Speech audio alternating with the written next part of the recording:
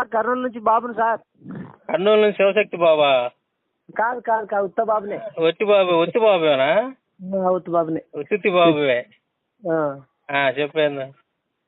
అదే సార్ మొన్న అడిగింది కదా, అది ఏంటిది అది? సారు ఇతర గ్రంథాలను ఒకరొకరు మాత్రమే రాసినారు, బైబిల్ మాత్రం 40 మంది రాసినారు అని అన్నాడు. ఇప్పుడు వాళ్ళు ఒకరు మాత్రమే, వాల్మీకి ఒక్కడు మాత్రమే రాసినాడు అని చెప్పినాడు. అదైతే నమ్ముతామని అన్నాడు సారు. ఏంటిది? అది రామాయణం ఎట్లా నమ్ముతాం మనము అని అన్నాడు సారు. రామాయణం ఎవరు చెబితే రాశాడు వాల్మీకి? అది చెప్తే కదా, నారదుడు చెప్పిన తర్వాత రాశాడని చెప్పినా కదా. నారదుడికి ఏం తెలుసు అసలు? నారదుడు లేడుగా రావడానికి. నారదుడు ఎక్కడ ఉన్నాడు రామాయణంలో? నారదుడు రాముడు ఎనిగిడితే సీత ఎనిగిడితే ఆడున్నాడు. సో అంటే ఐ విట్నెస్ కాదు కదా. ఇప్పుడు అక్కడ సౌరిబాబు గారు చెప్పింది ఏంటంటే ఐ విట్నెస్ ఒకటి, తర్వాత డైరెక్ట్ గా దేవుడే రాయించాడు కదా. దేవుడు అంటే ఇంకా ఐ విట్నెస్ అవసరం లేదుగా. దేవుడు అంటే సృష్టికర్త కాబట్టి అన్ని చోట్ల ఉంటాడు, ఆయన ఐ విట్నెస్. ఇంకా అది బైబిల్ సంబంధించి. మరి రామాయణంలో నారదుడు ఐ విట్నెస్ కాదు, దేవుడు కాదు కదా. నారదుడు చెప్పేది ఎట్లా నమ్మాలి మనం? సార్ బ్రహ్మదేవుడు చెప్తాడు కదా సార్. బ్రహ్మదేవుడు కూడా చెప్తాడు కదా. ఏమని? నువ్వు ఈ రామాయణం రచించు అని చెప్తాడు కదా. అదే రచించని చెబుతాడు కానీ ఏం జరిగింది అనేది చెప్పలేదు కదా. మరి అయితే ఇప్పుడు ఆది కాండం కూడా మనకి మోసకి ఏం జరిగిందని ఎవరు చెప్పినారు సార్? దేవుడే చెప్పాడు కదా మొత్తం, అదే కదా చెబుతుంది. ఎక్కడ చెప్పినా సార్, ఎక్కడ ఆది కాండంలో ఇట్లా జరిగిందని మోసతోడిగా దేవుడు చెప్పాడు, చెప్పి రాయించాడు కదా. దేవుడే పరిశుద్ధాత్మ ప్రేరణతో రాయబడి అని ఉంది బైబుల్. అంటే అర్థం ఏంది? దేవుడు రాయించాడని అర్థం. అటువంటిప్పుడు పరిశుద్ధాత్మ ప్రేరణతో దేవుడు రాయించాడని అర్థం. నారదుడు దేవుడు కాదు కదా. నారదుడు కాదు సార్, బ్రహ్మదేవుడే. ఇప్పుడు బ్రహ్మదేవుడు దేవుడు ఎట్లా కదా? బ్రహ్మదేవుడు దేవుడా? మళ్ళీ ఎవరు సార్? దేవుడు అని లేదు కదా. ఎక్కడుంది చెప్పు నాకు బ్రహ్మదేవుడు దేవుడు అని? బ్రహ్మదేవుడు దేవుడు అని మీరు పెట్టుకున్నారు పేరు. బ్రహ్మదేవుడు అని ఎక్కడుంది? ఏ గ్రంథంలో చెప్పు నాకు. బ్రహ్మదేవుడు దేవుడు అని ఎక్కడుంది చెప్పు నాకు. దేవుడు అనేవాడు ఎక్కడైనా సరే పెళ్లికి పోయి పరాయుడు భార్యను చూసి గుడ్డల్లో వీర్యం కార్చుకుంటాడా? పంచి తడుపుకుంటాడా? బ్రహ్మ అనేవాడు వెళ్తాడు ఎక్కడికి? శివుడి పెళ్లికి వెళ్తాడా? వెళ్ళినప్పుడు ఏం చేయాలా? దేవుడు అనేవాడు ఎట్లా ఉండాలి? ఎంత పద్ధతిగా పవిత్రంగా ఉండాలా? చేసిన పని ఏంది? పార్వతీదేవిని చూసి అబ్బా అందంగా ఉందరా, భలేగా ఉందని చెప్పి సపరించుకుంటా చూసి అందరం గుడ్డల్లో వీర్యం కారుచుకుంటాడు. రకరకాలు ఊహించుకుంటాడు విచార సంబంధమైన ఆలోచనలు. అంటే పార్వతీతోటి ఈ బ్రహ్మ అనేవాడు రకరకాలుగా ఊహించుకొని వీర్యం అంటే ఎలా గారుచుకుంటాడు, ఎందుకు గారుచుకుంటాడు చెప్పు ఎక్కడ ఉంది? అది శివపురాణంలో ఉంది, బ్రహ్మపురాణంలో ఉంది, గోల్డెన్ చోట్ల ఉంది. ఎక్కడ ఉందంటే నేను ఎన్ని వీడియోలు పెట్టాను దాని మీద. చెప్పు మరి. ఇలాంటి పని చేసిన దేవుడు అంటావు మనం.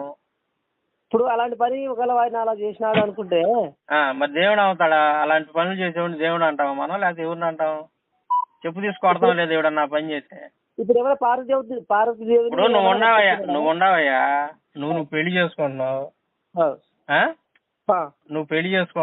నువ్వు పూజారిని పొంతులను పిలిచావు పెళ్లి చేసుకుని రమ్మని. మంత్రాలు చదువుతా నీ భార్యను చూసి బట్టల్లో వీర్యం కారుచుకుంటే నువ్వు వాడికి దేవుడిని దండం పెడతావు, చెప్పు తీసి ఎడంకాలు చెప్పు తీసుకుని పెట్ట రెండు ఇస్తావా చెప్పు? ఏమో అది నేను చదవలేదులేండి. మరి చదవలేదని కాదు, నువ్వు అది చదవాలని అవసరంలా. నేను నీ గురించి చెబుతున్నా.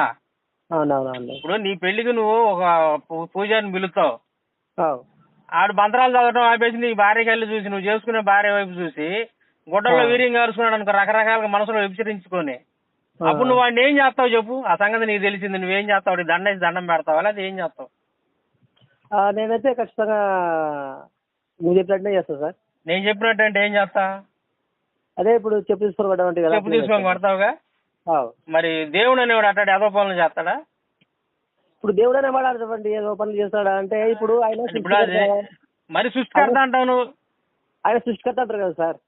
అంటే ఇప్పుడు వాడు సృష్టికర్త అయినోడు ఎట్టాటి ఏదో పని చేసినా పర్లేదు అంటావు, ఎట్టాటి ఏదో పని చేసినా వాడిని దేవుడు అంటానంటావు. ఇప్పుడు ఆడ ఏం జరిగిందో నాకైతే సరిగా తెలియదు. మళ్ళీ నీకు తెలియదు అంటావు, గ్రంథాల్లో రాసిందని చెబుతుంటే నీకు తెలియదు అంటావు. మళ్ళీ నువ్వేమైనా చూసావా ఏంది? ఇప్పుడు రాసిన అన్ని ఎవరు నువ్వు చూసావా నేను చూసానా? గ్రంథాల్లో రాసిన నమ్మాలి కదా. మనకు నేను కూడా బైబిల్లో నుంచి చాలా చూపిస్తాను. బైబిల్లో నువ్వేం చూపించలేదు. బైబిల్లో నువ్వు యేసుక్రీస్తు గురించి యెహోవా దేవుని గురించి ఎట్లాంటి ఏదో పనులు నువ్వేం చూపించలేవులే. కానీ నువ్వు తల కింద తపస్సు చేసిన అలాంటి పనులు ఎక్కడ చేయలేదు. పవిత్రుడు దేవుడు పవిత్రుడు. ఎట్లాంటి వ్యభిచారం ఆడవాళ్ళని చూసి గుడ్డల్లో వీర్యం గార్చుకోవటం, వ్యభిచారం చేయండి అని చెప్పడం ఎట్లాంటి ఏం చేయలేదు దేవుడు ఎక్కడ కూడా బైబిల్లో. నువ్వు తల కింద నువ్వు పోతార్థం వేసి ఎత్తికినా కనపడవు అవన్నీ. బైబిల్లో దేవుడు ప్రతి చోట కూడా ఎక్కడ చూసినా సరే పవిత్రంగానే ఉంటాడు. పవిత్రంగా బ్రతకండి అని చెబుతాడు. నేను ఇను చెబుతా మధ్యలో అడ్డం తగల బాగా. సరే సరే చెప్పండి. నేను పరిశుద్ధుడై ఉండినట్లుగా మీరును పరిశుద్ధులై ఉండాలంటాడు. వ్యభిచారం చేసిన వాళ్ళు రాళ్లతో కొట్టమంటాడు పాత నిబంధనలో. కొత్త నిబంధనలోకి వచ్చేసరికి నువ్వు మోహపు చూపే చూడొద్దు అంటాడు. అసలు నువ్వు చూసే చూపు కూడా పవిత్రంగా ఉండాలంటాడు. వ్యభిచార సంబంధం చూడొద్దు అంటాడు స్త్రీని. పవిత్రంగా బతకండి అని చెబుతాడు. ఇట్లాంటి వాడు దేవుడు అంటాడా? లేకపోతే చూసి ఆడవాళ్ళని చూసి గుడ్డల్లో వీర్యం కాల్చుకోవడం, లేదంటే వాళ్ళని రేపులు చేయటం, ఇలాంటి వాళ్ళని దేవుడు అంటారా? కొన్ని ఇప్పుడు శివుడి దగ్గరకు వద్దాం. పద్మపురాణంలో శివుడు చేసిన పని ఏంది? చెప్పండి. చదవలేదు కదా నువ్వు. అందుకే మరి నా వీడియోలన్నీ చూడకుండా పొద్దుగులు నా ఫోన్ చేసి తీసుకెళ్తావు ఎందుకు నువ్వు? ఇప్పుడు ఆడవాళ్ళలో ఇప్పుడు ఉంటారు కదా, మనుషుల్లోను, కిన్నెర్లలోను, తర్వాత గంధర్వుల్లోను ఇలాంటి జాతులు కొన్ని ఉన్నాయి కదా మీ గ్రంథాల్లో. ఇప్పుడు సార్ నేను వినాల మధ్యలో అడ్డం తగలకూడదు నువ్వు. సార్ చెప్పండి. కర్నూలు శివశక్తి బాబు వినాలి నువ్వు. మధ్యలో అడ్డం తగిలేమంటే నీకు బాగుండదు, కథ వేరుగా ఉంటది. సార్ మీరు ఆ మాట అదే మరి వినో మరి చెప్పండి. ఇప్పుడు ఏం చేస్తాడు? అందమైన అమ్మాయిలందరినీ తీసుకొని పోయి సెలెక్ట్ చేసుకొని వాళ్ళకి చేతబడి చేసి ఆకాశంలో తీసుకొని పోయి వాళ్ళతోటి వ్యభిచారం చేస్తుంటాడు. ఎవరు? శివుడు. ఈ సంగతి ఎవరు తెలిసిద్ది? శివుడు భార్య అయినటువంటి పార్వతీదేవి తెలిసింది. ఆవిడ దివ్య దృష్టితో చూసిద్ది. ఏంది నా మొగుడు చాంచపోయింది, పక్కన లేడు, ఆడకపోయాడు అని చెప్పి ఆలోచించింది. అలా మంచి రసపట్టులో ఉంటాడు మనోడు. అప్పుడు ఏం చేసిద్ది? పోయి కోపం మీద పోయిద్ది. పోగల ఇంకా శివుడు మనోడు మామూలుగా ఉండదన్నమాట. వ్యవహారం వ్యభిచారం చేస్తున్నాడు వాళ్ళతోటి. భార్యను చూసి సడన్ గా చూసి తలకాయ ఉంచుకొని సిగ్గుతోటి తలకాయ ఉంచుకున్నాడు రాసి ఉంటది. అబ్బాయి గడగడ వణుకుతుంటాడు, ఏడ కొట్టిద్ది వచ్చని. అప్పుడు వచ్చి ఏం చేసిద్ది పార్వతీదేవి ఉన్నటువంటి ఆడవాళ్ళందరిని కూడా కొట్టి ఒక తన్ను దానంగా వాళ్ళంతా భూమి మీద వికలాంగులుగా వచ్చి పడ్డారు అని చెప్పి రాసి ఉంటది. అవయవాలన్నీ చెదిరిపోయి పడినట్టుగా రాసి ఉంటది. అంటే ఇప్పుడు తన్నాల్సింది ఎవరిని లెక్క ప్రకారం వాళ్ళకి ఏం తెలియదు పాపం ఆడవాళ్ళకి. వాళ్ళకి చేతబడి చేసి మా వశీకరణం చేసి మాయ మంత్రాలు చేసి ఎత్తుకొని పోయాడు శివుడు. ఎవరుంది అన్నాలా? తప్పు ఎవరిది? శివుని తప్పు. ఇప్పుడు కూల్ డ్రింక్ లో మొత్తం మంది కలిపి ఆడవాళ్ళని కొంతమంది పాడు చేస్తుంటారు దుర్మార్గులు, కరుణాకర్ గారు లాంటి వాళ్ళు. ఇప్పుడు తన్నాల్సింది ఎవరిని? కూల్ డ్రింక్ లో మొత్తం మంది కలిపిన వాళ్ళని అన్నాలా, లేదంటే ఆ కూల్ డ్రింక్ తాగి పాపం అన్యాయానికి గురైన వాళ్ళని అన్నాలా? కూల్ డ్రింక్ మత్తు మందు కలిపి అన్నాలి కదా. మరి అది వదిలేసి పార్వతీదేవి ఏం చేసింది? పార్వతీదేవి దగ్గర న్యాయం ఏమన్నా ఉందా? మొగుడిని కదా తన్నాల్సింది. సరే సరే నేను న్యాయాలు చూపిస్తాను. వినాలి. నీకు ఏమని చెప్పాను నేను ఫస్ట్ లో? మొత్తం పూర్తి అయ్యేదాకా మధ్యలో మాట్లాడొద్దని చెప్పా. సరే సరే తన్నాల్సింది ఎవరిని? శివుడిని అన్నారు, మొగుడిని అన్నారు. వదిలిపెట్టి ఎవరిని దండింది? పాపం అన్యాయానికి గురైన వాళ్ళని దండింది. అంటే మీ దేవుళ్ళకి కూడా న్యాయం అనేది లేదా అర్థమైపోతుంది ఇక్కడ. అంటే నేను అనేది ఏంటంటే ఈ రకంగా మర్డర్లు మానభంగాలు చేసే వాళ్ళని, రేపులు చేసే వాళ్ళని, తర్వాత అన్యాయంగా అక్రమాలు చేసే వాళ్ళని, దుర్మార్గులందరినీ మనం దేవుళ్ళుగా కొలవాల్సినటువంటి అవసరం ఏందంట?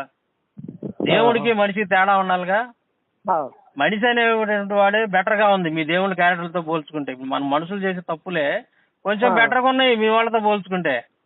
వీళ్ళకంటే భయంకరమైనటువంటి పాపాలు, దుర్మార్గాలు, దాష్టికాలు చేసినటువంటి చరిత్ర మీది, మీ దేవుళ్ళది. మరి మీరేమో వాళ్ళని దేవుళ్ళుగా పిలవాలా, వాళ్ళని దేవుళ్ళుగా కొలవకపోతేనేమో అంత దేశద్రోహులు మీరని మా మీద పొద్దున్న లేచి కానీ దుమ్మెత్తిపోతుంటారు. ఏమన్నా న్యాయం ఉందా చెప్పు? పద్ధతి ఏమన్నా ఉందా?